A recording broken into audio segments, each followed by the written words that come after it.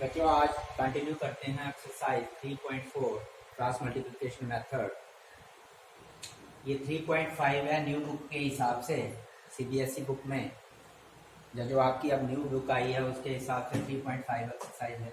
जो बीच में क्वेश्चन रहे आपके, मैंने ओल्ड बुक के हिसाब से आपको क्वेश्चन करवाए। जो बीच में क्वेश्चन रहे मैं वो करवा दूंगा बाद में। अभी सबके पास, आपके पास भी न्यू बुक है तो न्यू बुक के हिसाब से 3.5 एक्सरसाइज है। तो ये सेकंड क्वेश्चन है, फर्स्ट क्वेश्चन कल का हमने किया हुआ है। तो ये सेकंड क्वेश्चन है, for which the value of A and B does the following pair of linear equations have an infinite number of solution. तो ये हमें दो इक्वेशन जो दी हुई हैं इनके लिए हमने ए और बी की वैल्यू, यहाँ ए और बी दिया गया है, ये वैल्यू निकालनी है। मगर हमें पहले का बताया हुआ है कि इनके इन इक्वेशन के कितने सॉल्यूशंस हैं, इनफाइनाइट नंबर ऑफ सॉल्यूशन। तो हमने कल पढ़ा था कि इनफाइनाइट नंबर ऑफ सॉल्यूशन कब होते हैं या यूनिक सॉल्यूशन कब होते हैं या नो सॉल्यूशन कब होते हैं। तो इनफाइनाइट नंबर ऑफ सॉल्यूशन कब होते हैं, then a1 upon a2 is equal to b1 upon b2 is equal to c1 upon c2। तो उसके लिए हमें a1 b1 c1 निकालना पड़ेगा। तो पहले हम इन इक्वेशन को एज जनरल इक्वेशन के हिसाब से बनाते हैं। तो ये फर्स्ट इक्वेशन है 2x प्लस 3y, तो 7 को इधर लाओ तो -7 इज इक्वल टू 0, ये हमारी फर्स्ट इक्वेशन हो। सेकेंड इक्वेशन भी इस तरह से a minus B into X plus a plus B into Y, उसको लाएंगे तो -3a, इसको ब्रैकेट में रखना क्योंकि ये पूरा का पूरा c है, जो कांस्टेंट टर्म है ये पूरी की पूरी है। तो -3a plus b minus 2 is equal to 0। इसको आपने ऐसे नहीं लिखना है -3a प्लस b माइनस 2, ये गलत हो जाएगा। ये पूरी की पूरी टर्म जो है वो कांस्टेंट टर्म है, तो इसको आपने एक ब्रैकेट में रखना, समझ लो ये पूरा c है। तो ये आ गई आपकी सेकेंड इक्वेशन। अब हम कंपेयर करेंगे जनरल इक्वेशन के साथ, जैसे मैंने कल बोला था लिख लेना यहाँ कंपेयरिंग दीज इक्वेशन। तो हियर a कितना आएगा हमारे पास, a1 is equal to first equation में x की कोफिशिएंट कौन है 2, b1 इज इक्वल टू इस हिसाब से 3, c1 इज इक्वल टू -7। इसी तरह से a2 इज इक्वल टू, अब x का कोफिशिएंट यहाँ पे क्या है a माइनस b, तो यहाँ हम लिखेंगे a माइनस b। b2 किसके बराबर होगा, यहाँ y का कोफिशिएंट देखना है, पूरा का पूरा आपने क्या है a प्लस b, तो ये आ गया a प्लस b। और c2 इज इक्वल टू ये पूरी कांस्टेंट टर्म, ये -3a प्लस b माइनस 2, ये पूरी c2 है।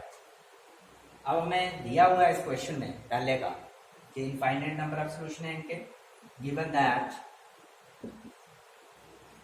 equations have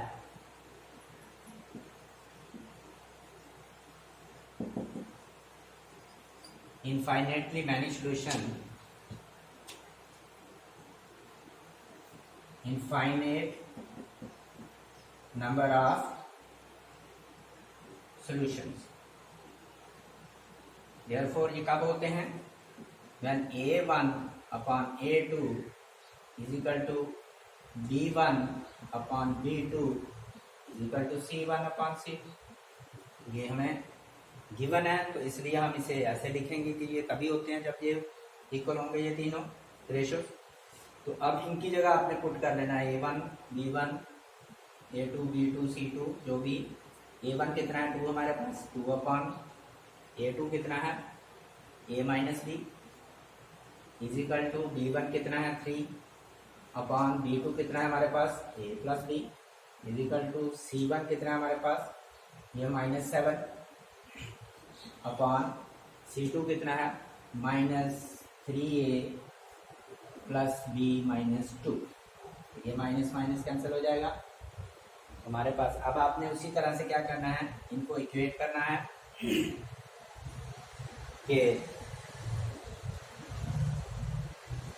ये इसके बराबर या ये इसके बराबर, चाहे इसको इसके इक्वल ले लो, चाहे इसको इसके इक्वल ले लो, चाहे इन दोनों को पहले ले लो क्योंकि ये तीनों आपस में बराबर हैं। तो हम ये ले लेते हैं, ये दोनों पहले ले लेते हैं, इनसे थोड़ा आसान हो जाएगा क्वेश्चन। और इसके साथ ये ले लेंगे या इसके साथ ये ले लेंगे दूसरा, तो इसलिए 2/a-b is equal to 3/a+b, ये एक ले लो, एंड दूसरा ले लो, यही ले लो 2/a+b, या दूसरा ये वाला ले लेते हैं 3/a+b is equal to 7/3a+b-2। चाहे जैसे पहले हम ले रहे थे इसको इसके इक्वल, इसको इसके इक्वल हो, तब भी ले सकते हो, मगर क्वेश्चन थोड़ा बड़ा बनता, इसलिए मैंने ये पहले वाले दो ले लिए और ये दूसरा और तीसरा ले इनको इक्वेट कर लिया। तो इनसे हम क्वेश्चन निकालेंगे।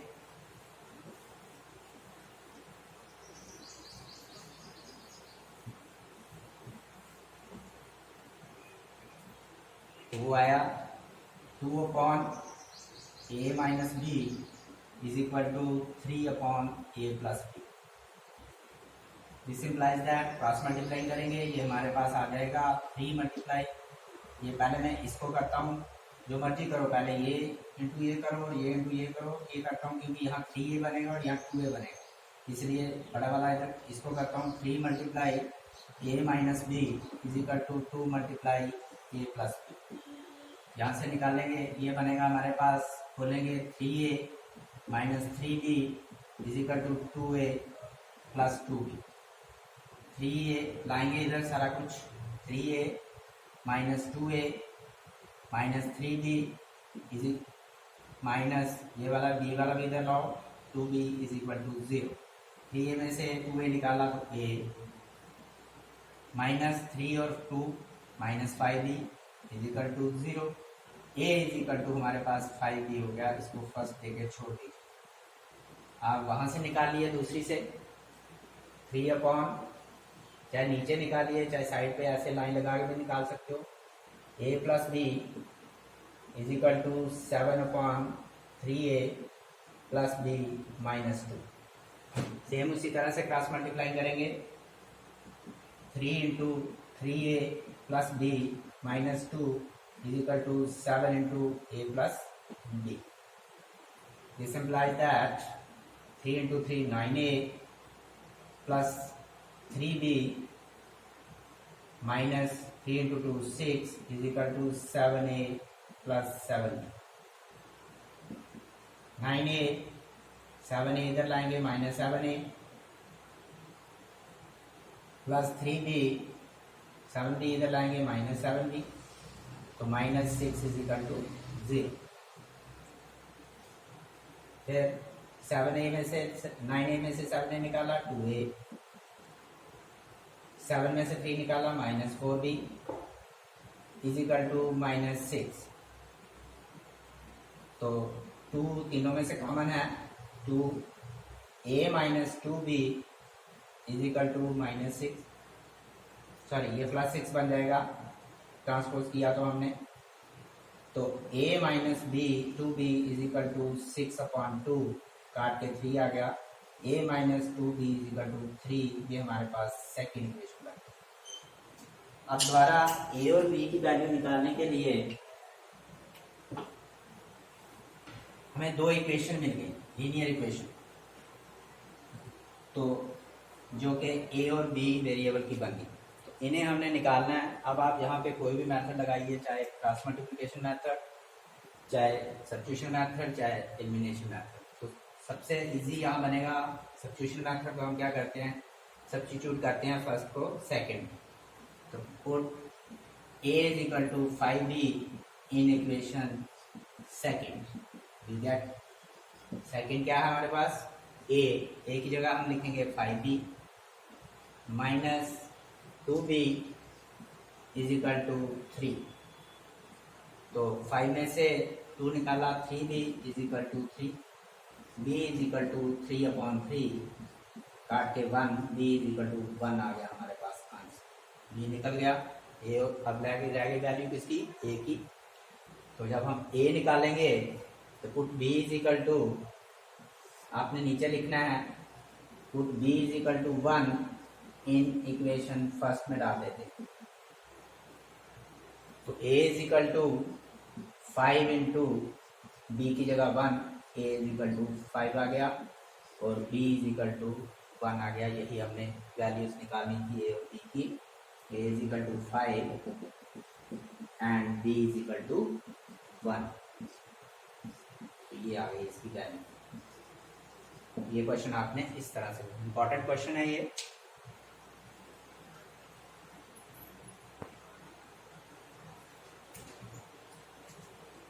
अब next third question, for which value of K will the following pair of equation have no solution. ये हमें जो इक्वेशंस दी गई हैं इनका नो सोल्यूशन है।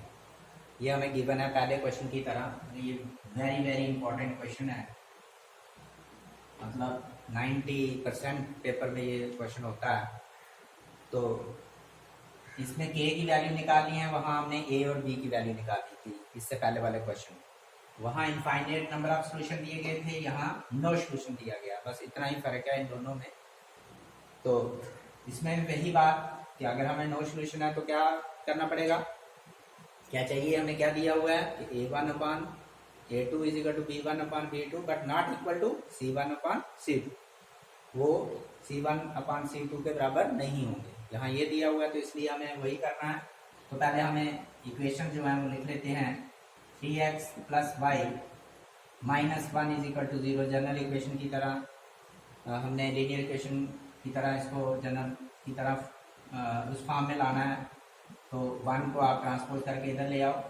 इसी तरह से इसको भी 2k + 1 × x 2k - 1 है प्लस k - y × y, उसको लाएंगे तो -2k + 1। इस तरह से नहीं लिखना है, आपने ब्रैकेट डाल दी है जैसे मैंने पहले क्वेश्चन में बोला। ये पूरा कांस्टेंट टर्म है तो ब्रैकेट में -2k + 1 इज इक्वल टू 0। ये आपके पास सेकंड इक्वेशन।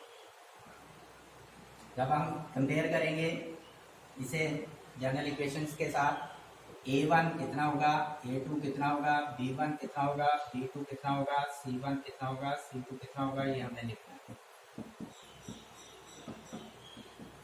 तो a1 इज इक्वल टू कितना आ गया, a1 मतलब फर्स्ट इक्वेशन का कोफिशिएंट, x का कोफिशिएंट वो है 3।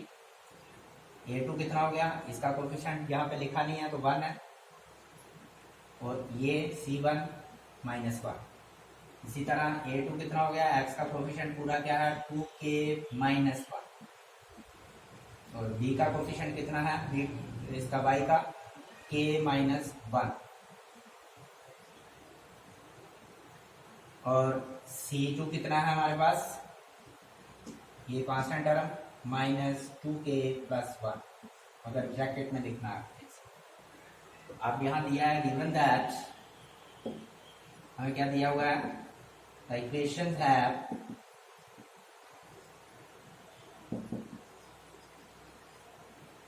no solution। नो सॉल्यूशन दिया है। therefore कब होता है no solution, when a1/a2 is equal to b1/b2 is not equal to c1/c2। तो हमने उसी तरह से यहाँ पुट करना है। a1 कितना है हमारे पास 3/a2 कितना है 2k - 1 is equal to b1 कितना है 1, b2 कितना है k - 1। और उसके बाद c1 कितना है -1 नॉट इक्वल टू और -2k + 1, माइनस माइनस कैंसल। तो ये हमारे पास ये बन गया। अब हमने के की वैल्यू निकाल ली तो इन दोनों को इक्वेट कर लेते हैं, ये दोनों ले लेते हैं। और ये नॉट के साथ भी आप ले सकते हो, मगर पहले हमने के की वैल्यू निकालनी है तो इनको इक्वेट करते हैं। तो therefore 3/2k - 1 is equal to 1/k - 1। तो क्रॉस मल्टीप्लाई करोगे तो 3 × k - 1 is equal to 2k - 1। अब इसे खोलोगे तो 3 × k 3k -3 × 1 3 is equal to 2k - 1। तो ट्रांसपोज करोगे, इधर लाओगे 3k इधर से -2k इज इक्वल टू -1, ये उधर चला गया +3, तो 3 में से 2 निकाला k इज इक्वल टू 3 में से 1 निकाला 2, तो k हमारे पास आ गया 2, यही आंसर है हमारा। तो अगर आप इसके साथ भी करना चाहते हो तो इसको इसके नॉट इक्वल लिखो, तो वहां आपका आंसर आ जाएगा k नॉट इक्वल टू -2। -2 के बराबर वैल्यू नहीं होगी, 2 के बराबर, तो ये इतना ही बड़ा आप यहाँ तक दे सकते हो क्वेश्चन, क्योंकि k की वैल्यू पूछी हमने, k की वैल्यू लगा दीजिए। अगर हम k की वैल्यू यहाँ पे 2 लगाएं तो ये नो सोल्यूशन आ जाएगा।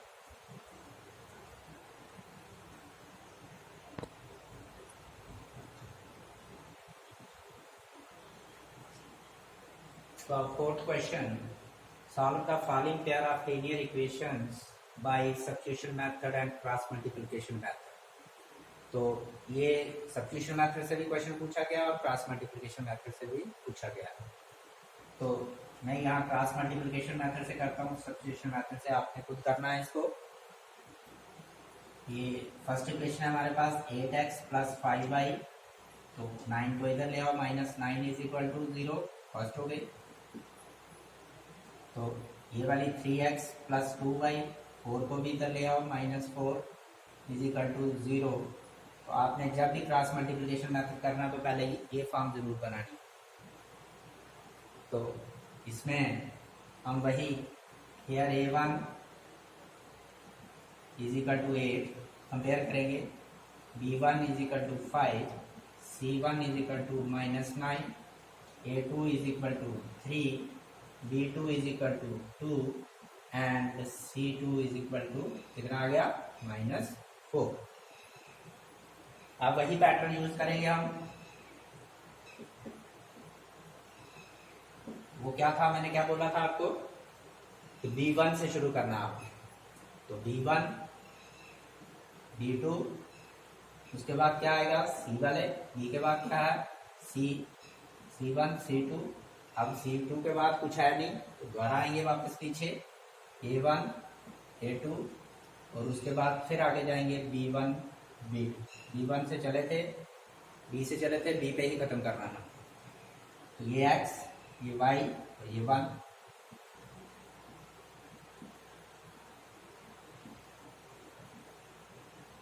तो भरो इसमें, दिस इंप्लाइज दैट a1 कितना है 8, b1 कितना है 3, 8 सॉरी b1 लिखना था हमने, b1 कितना है 5, b2 कितना है 2, और c1 कितना है -9, और c2 कितना है -4, और a1 कितना है 8 और ये 3।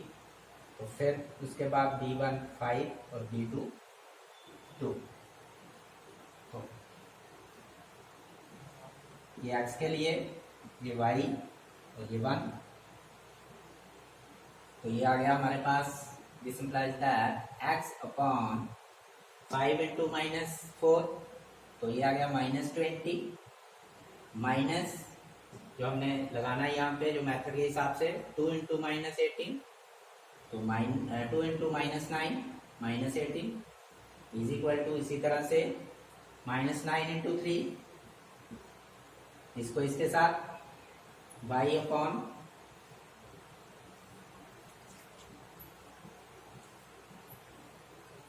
थोड़ा सा नीचे लिखते हैं, x upon 5 into -4 -2 into -9 is equal to y upon -9 into 3 -4 into 8 is equal to 1 upon ये वाला इसके साथ 8 into 2 -3 into 5। This implies that x upon ये आपके पास आ गया कितना -20 minus into minus plus 18 is equal to y upon 9 3 are 27 minus 27 minus into minus plus 8 4 are 32 is equal to 1 upon 16 minus 15 8 2 are 16 और 3 5 are 50 x अपॉन हमारे पास बना ये -2 20 में से 18 निकाला y अपॉन ये बना 32 में से 27 निकाला 5, और ये बना आपके पास 1/1। अब x की वैल्यू आपने निकालने के लिए इसके बराबर करनी है और y की वैल्यू निकालने के लिए ये बराबर करना है आपने। तो ये यहाँ पे कर लेता हूँ। तो x upon therefore x upon -2 is equal to 1/1। तो x is equal to -2 answer आ गया। y upon and y upon 5 is equal to 1/1। therefore y is equal to 1 into 5 5 आ गया।